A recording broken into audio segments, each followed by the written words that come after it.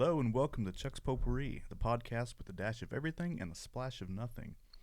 We got a special episode for you here today. If you are afraid of ghosts, I would turn this podcast off right now. We were originally supposed to have two people here. One was a late scratch, so Dustin Schroep, aka Vito, will be joining us here in spirit. But for our guest today, he is a ghost hunter extraordinaire.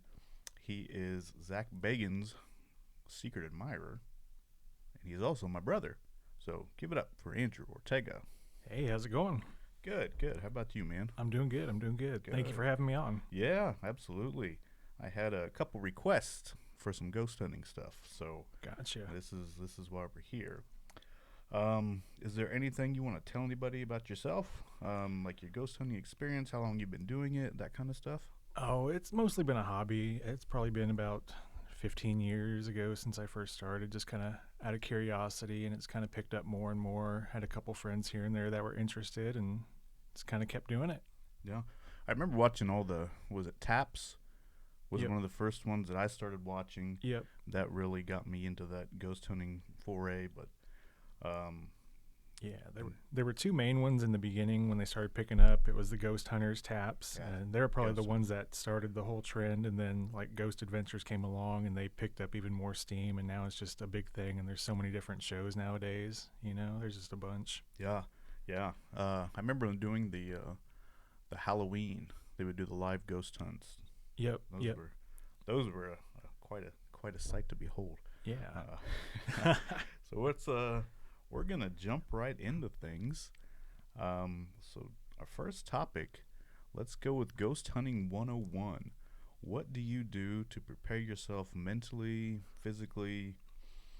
Like, what do you have to take a step back and worry about something? But let us know. Right. You know, when you first get into it and, you know, you're curious about it, the whole field, it's kind of easy to psych yourself out because you see everything in the movies. You see how movies present things as everything's demonic, everything's going to pick you up and throw you across the room type of thing.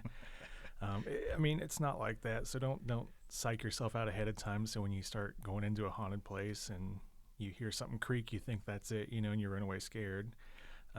It's just getting yourself ready to look at it with a level head. You know, don't get scared before you get in there. Some of the things I do to get ready, majority of investigations tend to take place overnight. That's just kind of when everything's a lot quieter. You know, cars aren't speeding by, people are going to sleep, so it's easier to hear and capture stuff. So I always make sure I get at least a sizable nap before I go to an investigation. You don't want to be tired when you're there and you start hearing stuff and it's not really something that happened there. You hear Vito's creaks. Right. Think it's a ghost. Some chair pop or something and you jump scared. But no, you know, get you some rest, eat before you go. I always bring a lot of snacks and caffeinated beverages because, you know, it is the middle of the night and nothing's happening sometimes, so you get a little sleepy, so get a little caffeine with you. Some of the things I do to mentally prepare, again with the don't psych yourself out thing, every haunted place I've been, it's never been anything crazy like in the movies. So you got to remember, like, majority of these people that are there, that's it, they're people, you know. The spirits, they used to be people at some point, and then something traumatic or something happened to them and they're for some reason stuck in that place. So everything I tell people that are new, I've told Vito this when he first did his couple with me, is that, you know, they're people, so don't be scared and freak out when something happens. It's just like having you or me in the same room and you make a noise, you know. Don't freak out about it. But yeah, other than that, you know, just kind of come in mentally as best you can and hopefully it all goes all right. Yeah. So a lot of those taking place overnight, are they a couple of hours, which you usually do, or are they? If I can, I prefer to get them for the entire night. But depending on the place and what they offer, ghost hunting's picked up a lot lately. So a lot of these haunted places, the owners know it and they'll rent them out for entire nights, or they'll just offer them for certain hours, like from like 8 p.m. to 2 a.m., for example, something like that. But if I can, I get them the whole night. But I'll take what I can get. It's just a cool experience to be in there and to be at these haunted places. So, we just kind of go with the flow, what they offer. Yeah, absolutely. So, doing this preparation, we'll jump in the next topic here. The equipment that you need. Now, I've seen some of the stuff on TV, but that stuff goes over my head now. So I don't know. So what all do you take with you when you go to these hunts? I mean, there's so much equipment nowadays. Ghost hunting's been a thing now for at least a good decade now. So there's lots of equipment out there. I always stick with the basics initially. Make sure you have flashlights, because majority of the investigations take place in the dark. At least I prefer it anyway, in the dark, just because you can get a better overall experience, and it just kind of works out better when you take pictures and stuff like that. But flashlights are always number one with me. Take a lot of batteries, because whatever equipment you have, one of the common things that happen in investigations is that spirits tend to drain energy from the batteries. So there could be points when your equipment dies and you just need extra batteries. And for example, we had an investigation, and you were there at our brother Chris's a while back. Oh boy! Oh boy! I had put some new batteries in that in the music box, and it wore it out in probably like 10 minutes. Brand new batteries were dead in 10 minutes. So it's good to keep spares. Some other things I picked up over the years, just random equipment, but a lot of voice recorders. I have a lot of K2 meters, which will pick up potential energy spots, stuff that could be there. When we do K2 meters, we always like to do a sweep around the room and just kind of get an idea of where high energy spots are, maybe around the plugins in the walls, or maybe, right, just something that could be giving off energy ahead of time. That way you're aware of what could potentially be setting that off. Yeah. But, the K2s measure your EMF, your electromagnetic fields. But like I said, there's so much equipment nowadays. I got meters that are motion censored, like the music box. Mm-hmm. One of the flashlights I use are just little basic twist mag lights I get from Walmart for $8 each, and I get a lot of interactions with spirits with that. They what you do is you'll set it up, and you twist it about halfway, so there's just a little bit of a twist there at the end, and the spirits twist it on and off, and I've had success with that in a lot of different places. It's pretty cool to see. Yeah, we definitely had that at Chris's house, our brother, and oh boy, those things were going off and on all night. So it seems like a really basic concept, but it's easy to interact with spirits. You can ask them to turn it off if you mean a certain thing, or even if you're just there. It's really basic, but it's really an interesting and useful tool to use while you're there. But yeah, like I said, it just depends what all you want to bring, what all you're interested in purchasing. Like I said, I've picked up stuff over the years, so I have quite a good bag of stuff at home. And what were the little metal rods? Those are dowsing rods. Okay. And what they do is they have you'll hold the rods. They're just like a big L shape, and you'll hold them on the bottom, and they have a cover on the rod, so you don't actually touch the rod. You're holding the cover, and the rods are maneuverable, so they swing back and forth, and you'll just hold the covers, and the spirits will move the rods, hopefully move the rods as you ask them to, or if they can. But I believe they were used back in the day it was more of a way to find I believe it was how rivers flowed underneath the water, like water currents under the ground. They give off some sort of basic energy that can slightly move that. Okay. But it's something that is used quite a bit nowadays in the spirit world, and they're easily maneuverable for spirits, and they work pretty well too. When I had those things, they were going in circles. I didn't know what was going on. Right. No, it's really cool. It's really cool to see. But yeah, a lot of this equipment is just basic, Mm-hmm. It's like the flashlight, the dowsing rods. It doesn't have to be complicated, flashy technology stuff, A lot of the basic stuff works really well. Cool. Wonderful. So let's jump into the next one here. what's some places that you've been to so far, and do you have any scary or interesting stories you'd like to share? Oh man, I've over the years I've been to a lot of places. The first one that comes right off the top of my head is the Villisca Axe House up in Mm. Villisca, Iowa. The backstory on that is it's kind of a little podunk town in the middle of nowhere, Iowa, and it was a home to a family of six, four children, two adults, and the family had two child friends come over, so there were six kids there and two adults. And they went to, I believe it was church in the evening, and when they came home, they went to sleep. And during that time while they were gone, someone had broken into their house and hid in one of the closets. And while they were asleep at night, they came out and killed everyone with an axe.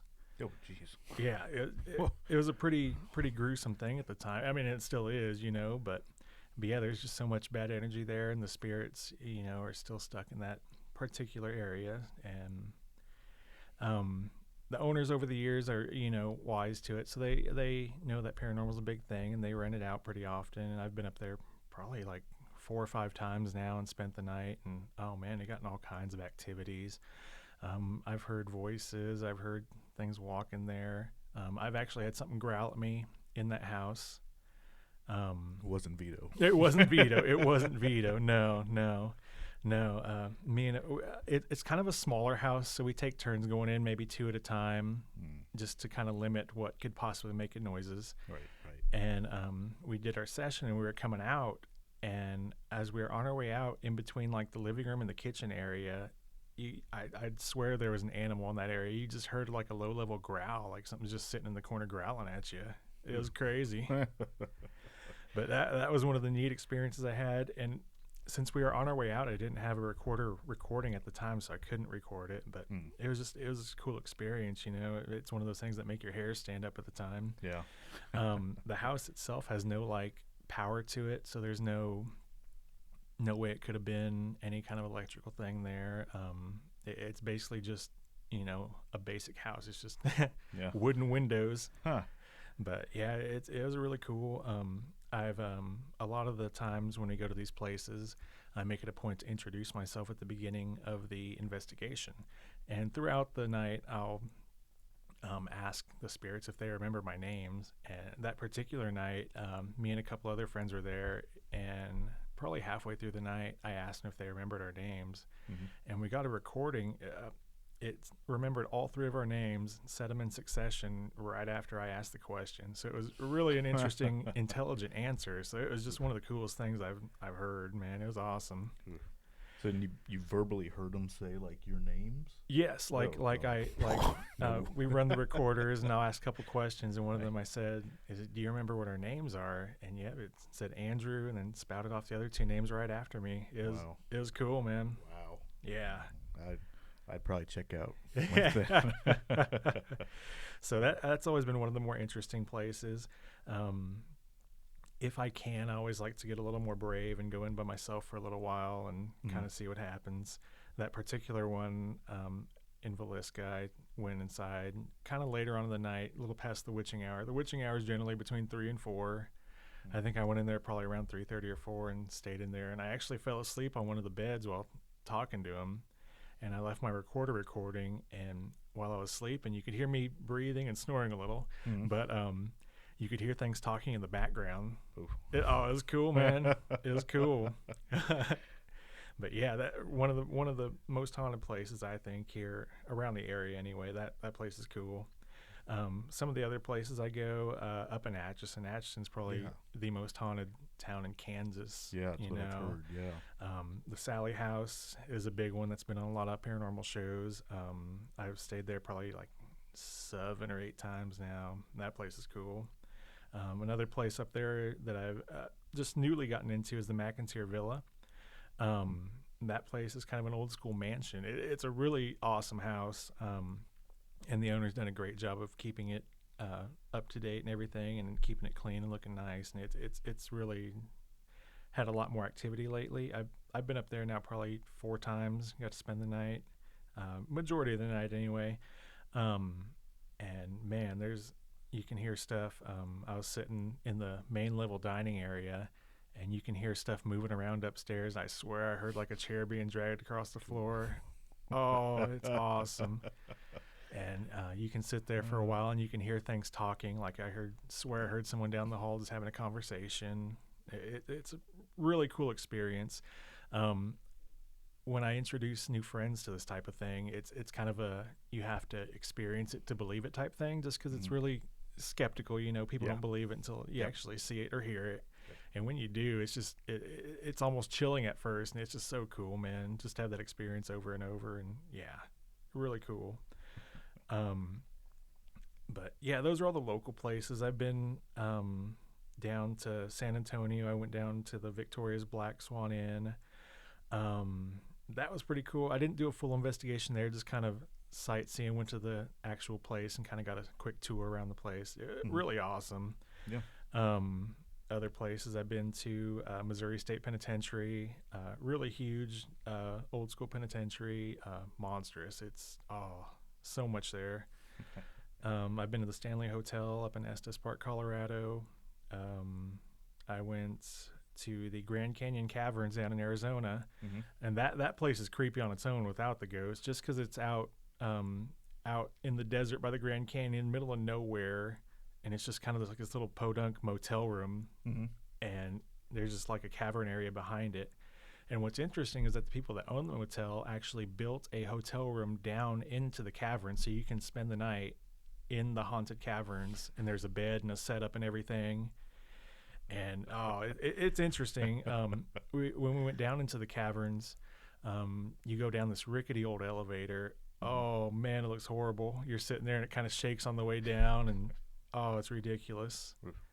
But something I got there is we were randomly taking pictures, and I got just kind of shooting wherever.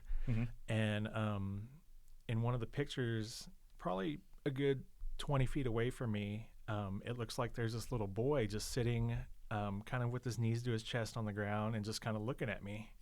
Really cool. Yeah. Really cool stuff. But yeah, that place is awesome. I would like to go back there again. Like I said, it just looks like a place out of like a horror movie, just kind of a side motel out in the middle of nowhere where you're going to get murdered. Yeah. It was cool though. Man. But yeah, man. Sounds like a lot of good stuff. Oh, it is for sure. And then we mentioned earlier our brother Chris's house. I've seen and heard lots of good stuff there. Or I guess his old house. Yeah, he has now moved. So now we can talk about the ghost there, because he didn't want his potential buyers to know that stuff. Right. So it's their ghost now. Well, okay, yeah. Well, that sounds like a lot, man. So when you go to these places, are you ever worried about something? Like a spirit or an entity attaching itself to you and following you home? I mean, do you keep your holy water on standby to throw it at yourself, or what? No, I mean, that's kind of like the thought process when you initially get started. You hear kind of horror stories of people having stuff follow them home, stuff happen in their house, but no, that doesn't normally happen, As a precaution, I always like to say be respectful to everything there. Don't be going in and trying to cuss them out or nothing like that, because I mean that pees off normal people, So I mean, it's reasonable to expect that someone would try to follow you and get even that way. Right. But I mean, no, I don't really have a fear of it. I stay respectful and just ask them to stay here, and I've never had anything follow me home. As far as holy water, no, not really. The thought crossed my mind when I first started, so I carried one around then, but no, not so much anymore. But no. Yeah.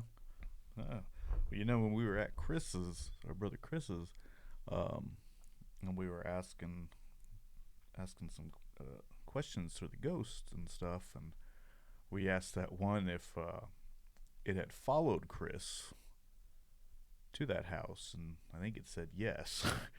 So, Chris, you're no longer invited to stay at anyone's house. So, I'm interested in seeing what happens now with Chris. So. Right.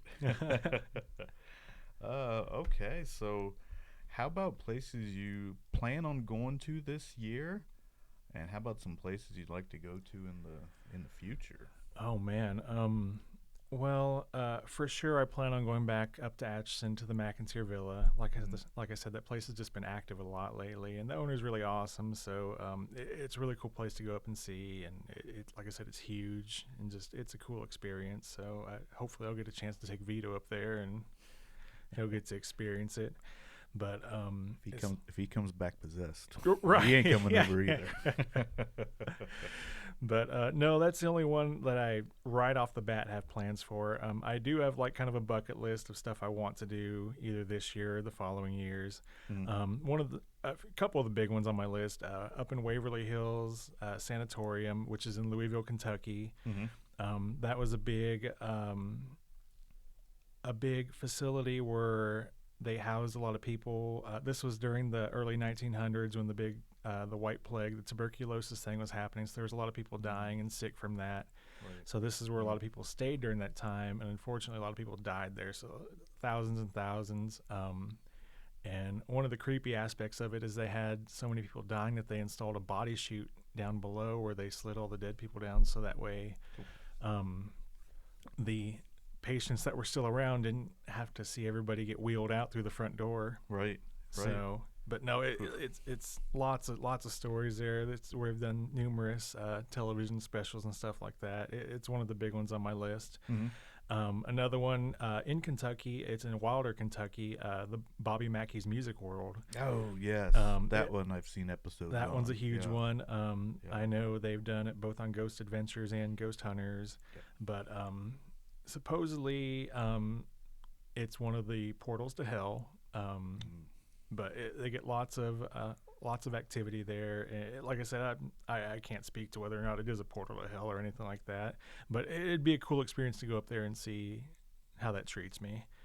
As far as like a bigger place, the Trans Allegheny Lunatic Asylum. I don't know if that's something you've heard of, but it's one of the bigger names in the paranormal world. It's up in Weston, West Virginia. Sorry. But it was a big mental hospital, and I believe it was upwards of almost 10,000 people died there. Oh. So, wow. It got to the point where it wasn't a quote unquote mental hospital. It was more like they just brought people there because there was nowhere else for them to go. Yep. And the quote unquote doctors were there trying to help them. But it was a lot of experimental projects, a lot of lobotomies and stuff like that. Stuff that is far too cruel to have around anymore. Right. But yeah, a lot of activity there, and it just sounds like an amazing place to go visit.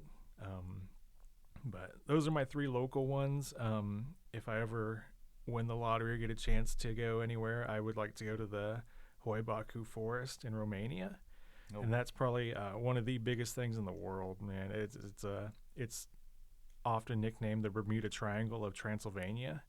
Wow. They have everything from ghost hauntings to UFO sightings to deformed like land growth. Like the trees there, like they grow deformed. They're almost curved and swirly, and they are the normal up and down or types of trees that you see. And one of the biggest things that are talked about in this forest is at the very center of the forest, there's a patch where no trees grow, and it's almost a perfect circle. Nothing grows in that area. Lots of rumors going around about it, but supposedly it's where the aliens touched down and landed, kind of the UFO spot, or anything you could imagine. There's lots of legends to it. Other things that get talked about there is it's supposedly a portal to another world, another universe. I like to read some of the stories on it, but one of the stories that gets talked about a lot there is that they had a girl get lost in that area, and it was a young girl, probably I think it was like 6-7 years old, and they just never found her there. And probably like 5 years later, they found her in that area. Mm-hmm. And she was wearing the same exact clothes, did not look a day older than what she was when they lost her. So that's what led to a lot of the theories that maybe it's a portal. She went somewhere and came back. But Wow. Like I said, lots of stories that I can never prove or hope to prove, but it'd be cool to go see and see what that's all about. But yeah, that'd be my big worldwide place to go. Mm-hmm. But oh man, yeah, there's so many places nowadays, and since it's become so big, it's just tough to keep up with all the paranormal spots. But yeah, lots of places to go. Isn't there one out near Philly? There is, yeah, it's oh gosh, I can't think of the name. It's oh I only know that because our buddy Michael Danner, he always talks about it and said when are we coming out to Philly is all he ever asks. Right. So No, I do know there is one, and it's one of those names that I see all the time. I just can't think of right now off the top of my head. But yes, I do know there is one out there. perfect. Yeah, that one, the ghost hunt that I went on over at our brother's house. That was my first ghost hunt. Uh, you know, growing up watching that stuff on TV, it ain't nothing like it's on TV when you do it live. It's creepy. That's awesome. It, Penhurst is the one up in Pennsylvania. Okay, yeah, that's yeah. the one. Yeah. all right, you hear that? No lid. So, yeah. Going back to our brothers, seeing those flashlights turn on for the first time when nobody's around them. I mean, that just, it freaked me out. Your heart beats a little bit faster when that happens. And then the whole music box thing. I mean, it was wild. I mean, nothing other than those things. There wasn't too much else going on, but just those in itself it was something. It was some kind of experience. They're really cool experiences, like over the years I've seen lots. I've seen doors open and shut. I've seen shadows. I've captured lots of good pictures, heard voices talking, quite a bit. So once you get to experience them, you kind of get a little bit of an itch for more. Yeah. I don't know. I'm on the fence right now. If I want to do some more, I just want to do a one and done. But I wouldn't mind going on one. So maybe we'll grab a group of people, get Vito back in there, and go up and do a good ghost hunt. Yeah, sounds good. All right. Well, that is gonna about do it for us today.